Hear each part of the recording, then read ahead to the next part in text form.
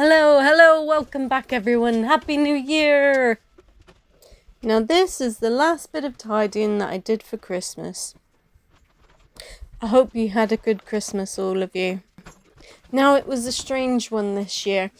A thick fog descended on our village and everybody was ill with flu-y symptoms. There was some sickness and the whole household, starting with Memphis, he always starts the illness. Everybody was ill over Christmas. It was such a weird day because we plowed through the presents and then everybody went back to their rooms because they just didn't feel like doing anything. Now something that I'm very excited to announce is I can now drag my ass into the loft using the straight up and down ladder that clicks all the way up. You know what I mean? You pull the things out and it click and it's all the way to the top. And yes, I can haul my butt up there because I am stronger and fitter, eating bacon and eggs every single day. So now I'm excited to go up in the loft and tidy it all up because it's so full of event decor that you can't move around up there much. Now the reason that it's taken me so long to get this video out is, oh my god, it's taken me like 2 weeks to put all the decorations back away. And now they are finally in the loft and I picked a lovely spot for them right at the back, right by the chimney, because I know next year I am going to be even more slimmer and fitter and I will be up and down the ladder getting all the decorations back down and it'll be easy peasy. Now about 5 years ago I came up with a New Year's resolution that would end all resolutions and apply every single year, and that was to neglect myself less. And I think I am managing it less and less each year. I got to such a low point in my life that I would wear the same clothes all week. I would never get a haircut. I would not wear makeup anymore. I just didn't do anything for myself, and I tried to justify it by saying, I ain't got time. I ain't got time to look after myself. And guess what, my friends? You feel like shit when you think like that. And you look like shit as well. And then it affects every single aspect of your life. How worthy are you going to feel? How are people going to look at you? How are people going to treat you? And what sort of example am I setting for my kids, who I'm noticing are also struggling with these sorts of things? And we all have similar brains. We're all neurodivergent. And so these things do not interest us. And it has to be a real chore to just look after ourselves. And it is going to be an ongoing struggle. It's going to be a battle for the rest of my life. But I have been listening to my body and it is not happy. It will not let me eat anything now without some sort of upset, some sort of pain in my stomach, or, you know, the IBS symptoms that we don't want to talk about, inflammation, brain fog, all of these things that your body does to try and tell you that you're malnourished. And that is what I am malnourished. And most of you probably are as well. So now that I'm eating more cleanly, it's time to move on to moving more. And what am I going to do? What type of movement am I going to do? And I thought about it. What type of body do I want to have? I want something strong. I want a muscular body. You know, not like, but toned would be nice. Get rid of these lumpy bits as much as possible. And so I'm doing resistance weight training, and I've picked a YouTubers called Juice and Toya. Now I found that these guys are not cheesy in any way, which I really couldn't stand. I went through a lot of YouTubers and they were all like way too enthusiastic, way too deliriously happy for my liking. Now these guys are positive, they smile, they look great, and they don't talk all the time, which I love. They're just they crack on with it. And they've got great editing. They use a timer. They show you the next workout on a little, a separate part where there's a little video of them doing the future workout. Just going through my notes here. They warm up, they cool down, very important. And you can make it as intense as you want as well. There's, they're using weights and they're doing simple exercises that you can either just follow moderately like I am because I'm a beginner, or you can put some intensity into it. You can, you get what you give. Yep, so they're Juice and Toya. Now, if you look behind me, you'll see on the bathroom door there that Memphis has put his handprints on there, and I just didn't want to clean it because I thought, oh, it's such a good handprint. It's his little artwork, and that was from the front room as well. Oh, look, what a lovely tidy hallway, ready for Christmas. Nearly there. And so it's the new year, Christmas is over, and it's time to pack away all of this stuff. So much of it, and then the house is going to look so empty and tidy and decluttered. It's going to be so satisfying. And just thinking of self-image, you will notice that this is my favourite dress. I wear it all the time. It now has a rip all the way up there. Can you see it? But, it's still wearable.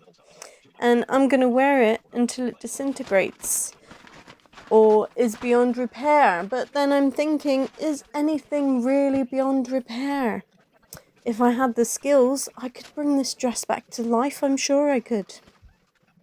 Because it's so comfy. So, and what do we have in store this year? What are our ambitions for the house? Well, let me tell you. There is so much decorating to do because I've only decorated one room so far, so everything else needs decorating. Also, I want to rip up all the floors. They're all horrible and the house has been used for toilet draining, and I imagine there's a lot of smells stuck in those floorboards. Now that Memphis is progressing really well with it, I think we can take the risk of putting something down that's just a bit cleaner and more attractive, because these tiles, they're well worn out and they're getting on my nerves. Now, you see those chairs on the sofa there? Well, I thought the box was the treadmill that I ordered for Christmas, so I left it in the corner for the kids to open. And it turned out there were chairs in it for the garden. It was so exciting, not? Oh look, it's Mac and the feral tradwife having a good gossip and just having a bit of silliness. It's what we all need. Now, while decorating the house is fun and all that, and yeah, it's really exciting, blah blah blah, it gets ruined in 5 minutes, so I always think, what's the point? Meh. But something I am looking forward to is doing the garden. I do like going out and seeing how much my bushes have grown. It's very exciting. Although Memphis does like to eat leaves from my plants, and he does love a good tasty compost. So there's that. Now my big plans for the garden so far are, I want to have ducks out the front, so we need to build a fence for them. And we want to start growing our own food, so we're going to need some planters, and I'm thinking we need a big wood store as well, nice neat and tidy wood store, so we can get ready for the winter and just have a good neat place to store all the wood, somewhere dry, somewhere out of sight maybe. I've got some spare wheelie bins. I'm thinking some of them could be good water storage, maybe hook them up to the guttering. And I need to get fencing around the pool and the pond, and I need to get them running much better because at the moment the filter is not good enough. We just bought a new pump and it's way too fast for the filter, so the filter's leaking. And yep, there's all sorts of problems with the pond due to that. And Memphis keeps pulling the pipes out, so we need a fence where we can block off Memphis, but also still go in and have a good look at the fish and enjoy them still. Similar problem with the pool. Memphis keeps pulling the pipes out, so all the water goes out, and it overgrows all the time. We need to make it neat and tidy. We need some storage over there. Maybe some sort of slabbed area would be helpful. But definitely a big old fence to keep Memphis out of there. So I love Lord of the Rings. I love all the stories that Tolkien creates and all the meaning behind them.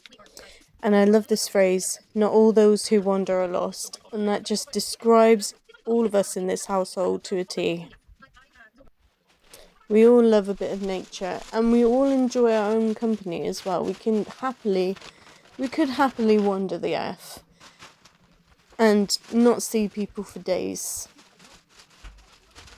So something that I really don't want to do or talk about is asking for you to subscribe, because obviously we need more subscribers to get monetized.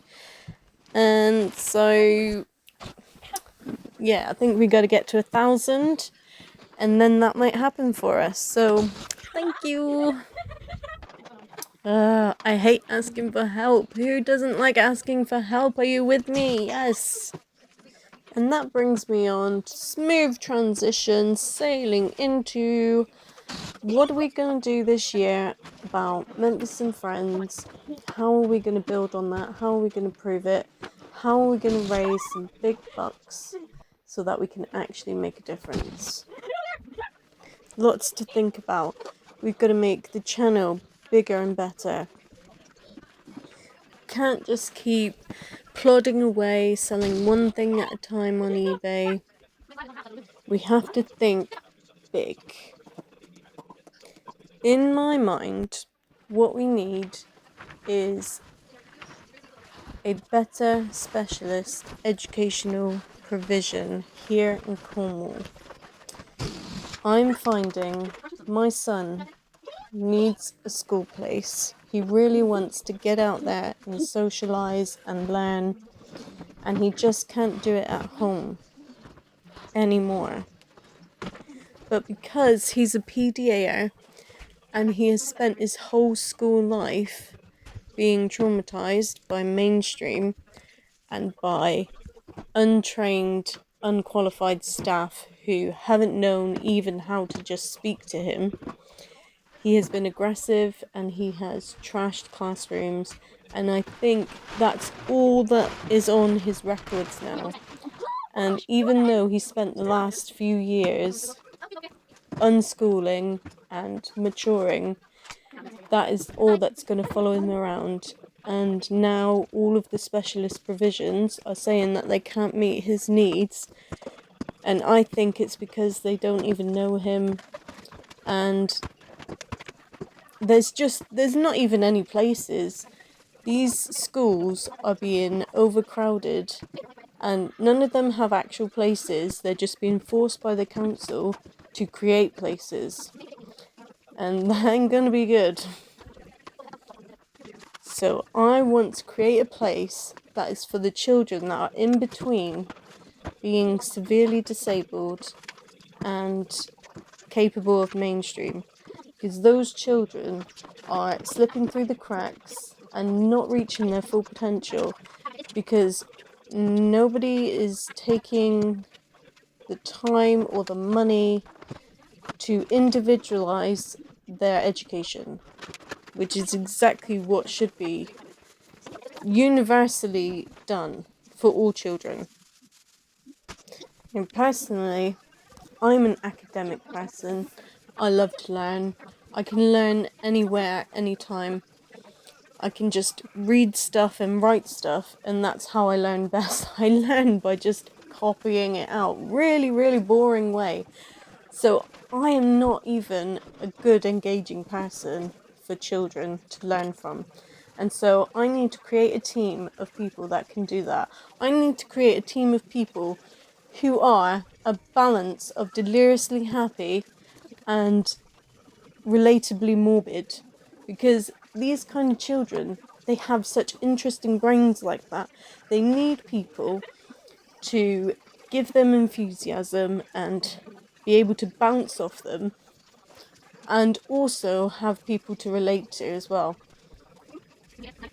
And I know this because that's what works for me.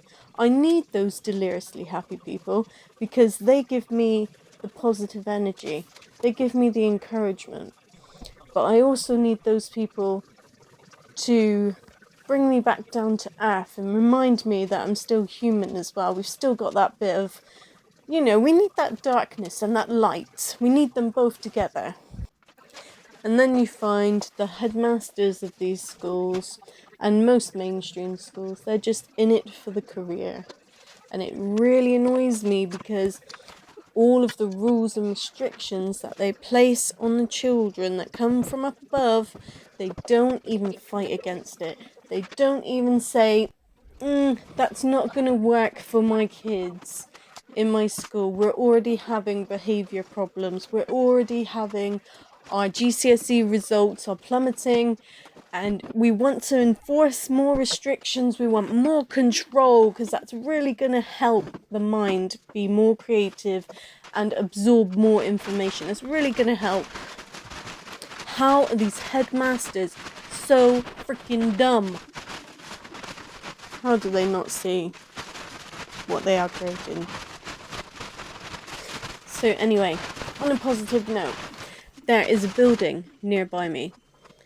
It is abandoned, it is derelict, and people have been trying to get planning permission to do something with it for so many years, like a whole decade. It is called Polvellum Manor, and it is surrounded by a bit of land covered in trees, which also there's been a dispute about because they want to keep the trees there. Absolutely love it.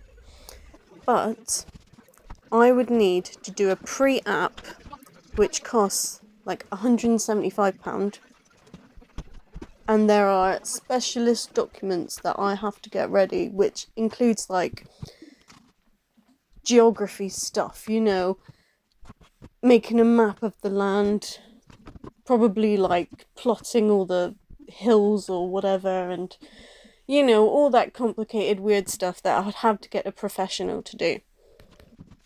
And also, I've got no money, so I would have to attract some private investors, I think, and try to raise all the money to refurbish this building and make it into the state-of-the-art school that I want to.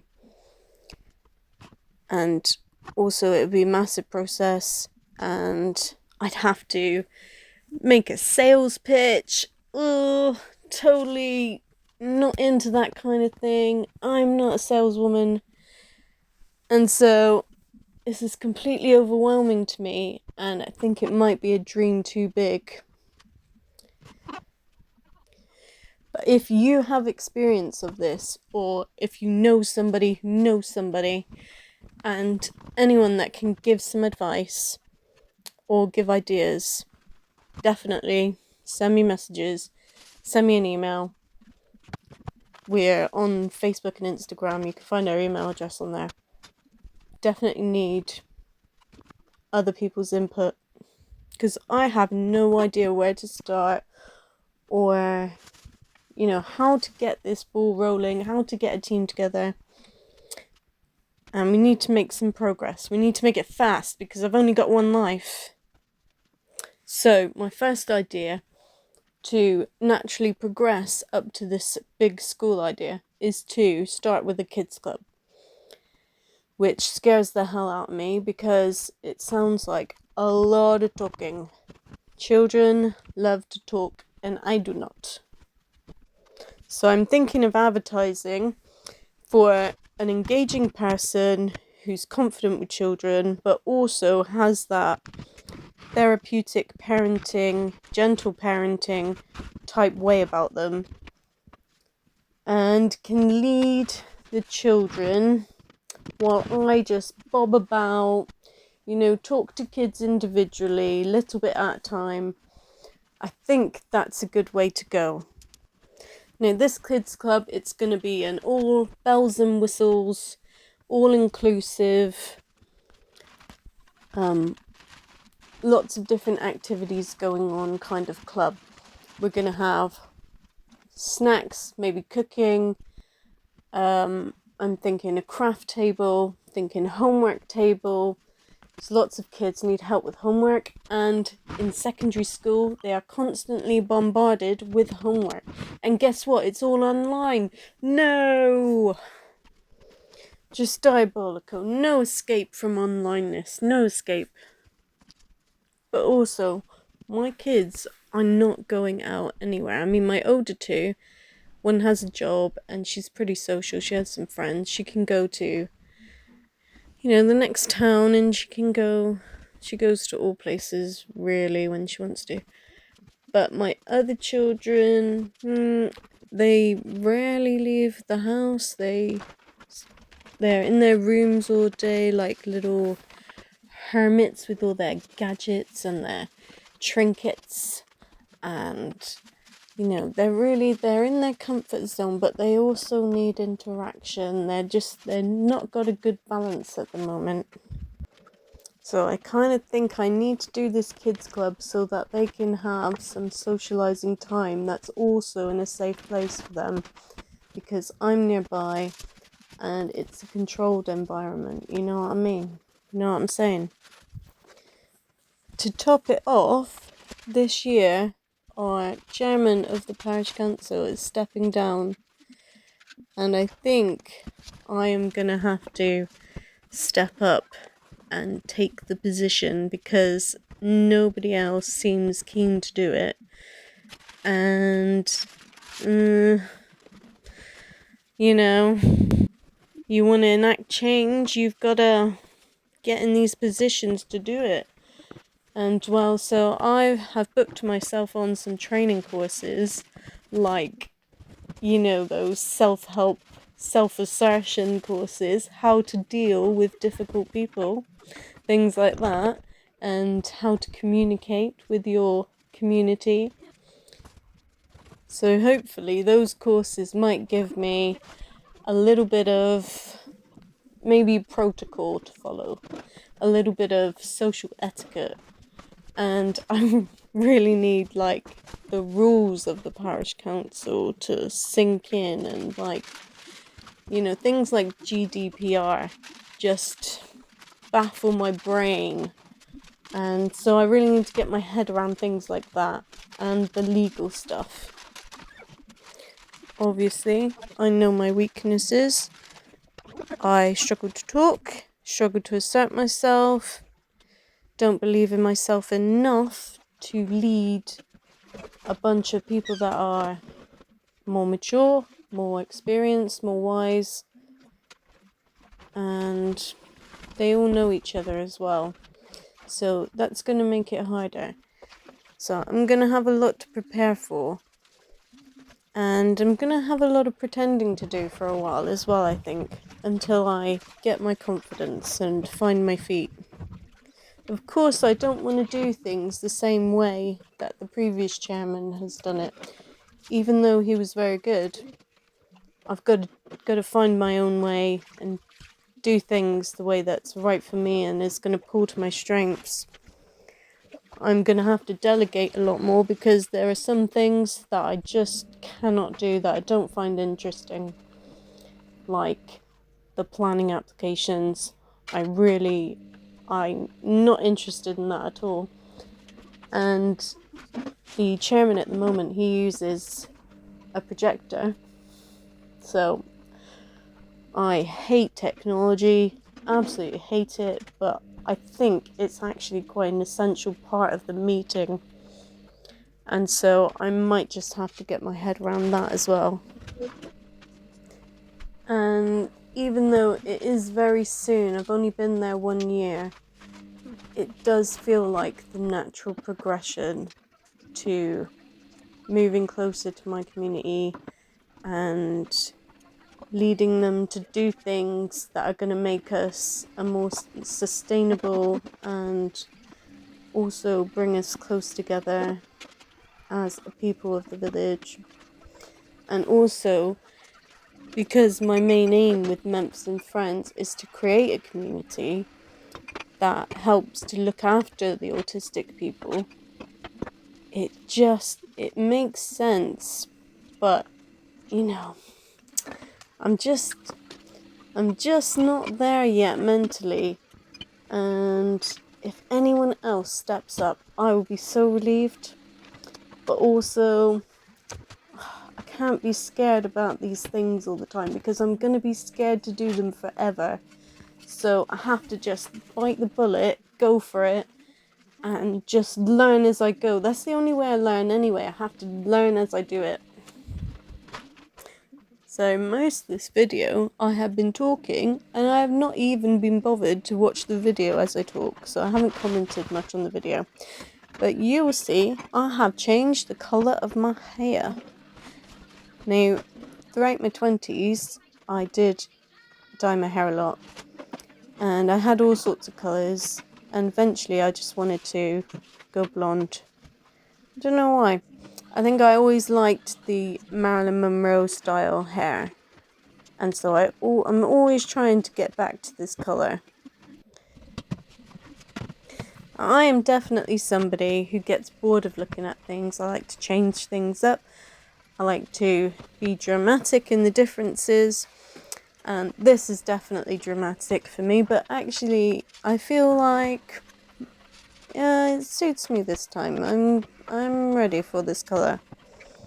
If you can ever be ready for a dramatic change in hair colour. But also, this is the first time that I've had one visit to the hairdresser and she has gotten my hair to such a good shade of blonde. Normally, I have to go for like 10 sessions of foils. But then usually I've got all sorts of colours already in my hair, and I've bleached it before, and I've put a home box on.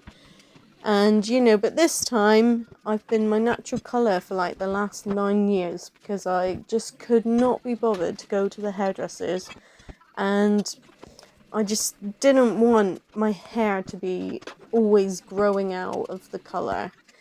And I've actually been waiting to go grey as well. I had a few greys pop up like, I don't know, 10 years ago or something, and I was like, yes, they're coming in, because my mum was grey really early, and I thought, I'm gonna get the genes to go grey, and it just didn't happen. I've just still got just a few strays.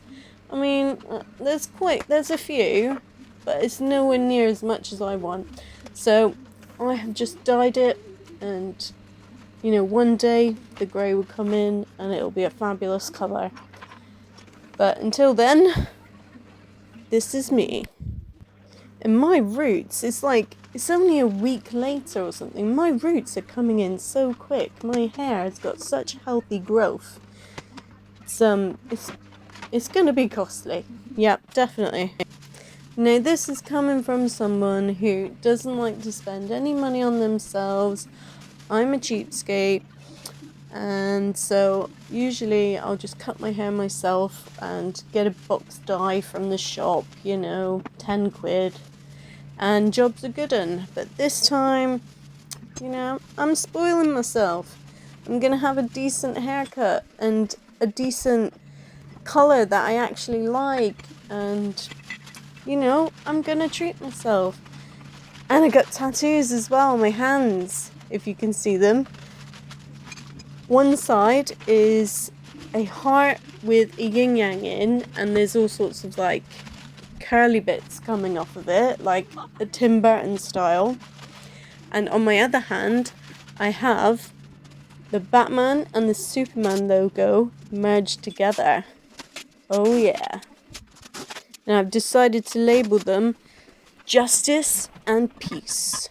Those are what my tattoos stand for. Now, who's impressed with the amount of talking that I've done today? unbelievable for me. I did a lot of notes. That's what happened. I prepared and I've said all the things, and it's a new year. We've got a lot to say. We've got a lot of aspirations for this year. Who can tell I'm excited? I'm excited to get shit done, We've got to go through the process. And I've decided that I'm going to decorate the kitchen next. Yes, and I'm very excited about that. Got a lovely shade of pink. And I always wanted a kitchen to be like an American diner. I love that style, and I think I might just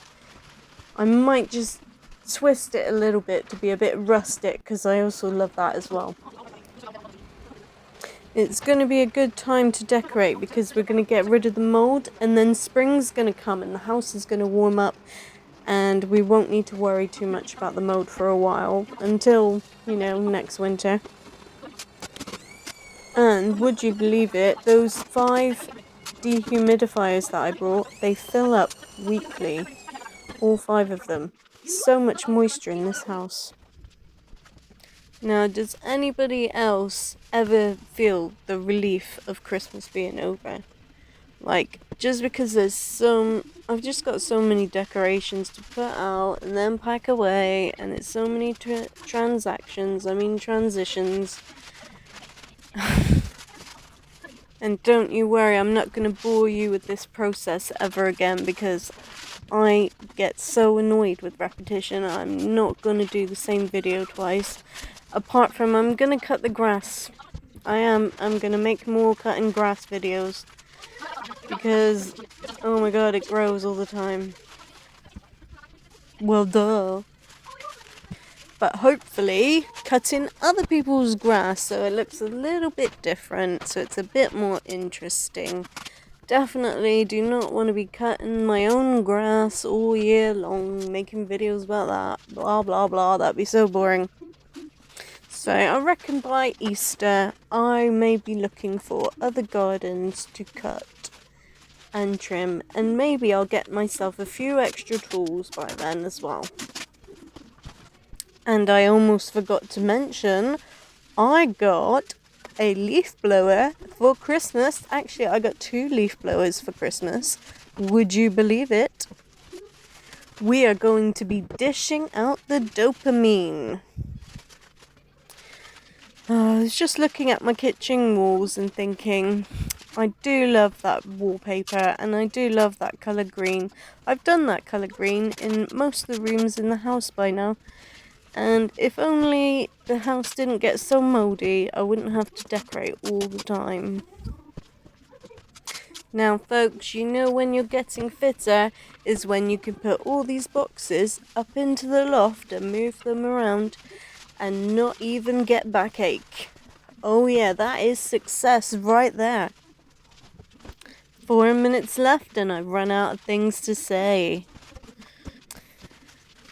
Maybe a good time to mention that we do have a account with Buying a Cup of Coffee, and we do have easy fundraising where you just shop online and the retailers give us a percentage, and it's a real easy way of raising money without actually spending any. Well, none that you wouldn't have already spent. You know what I mean?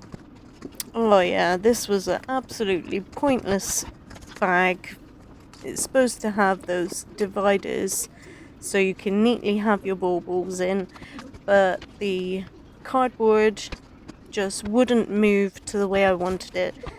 So I'm just gonna chuck it away. It's absolutely useless, but at least it's recyclable. I will say, having all the decorations to put away and having my hands newly tattooed was not my best idea.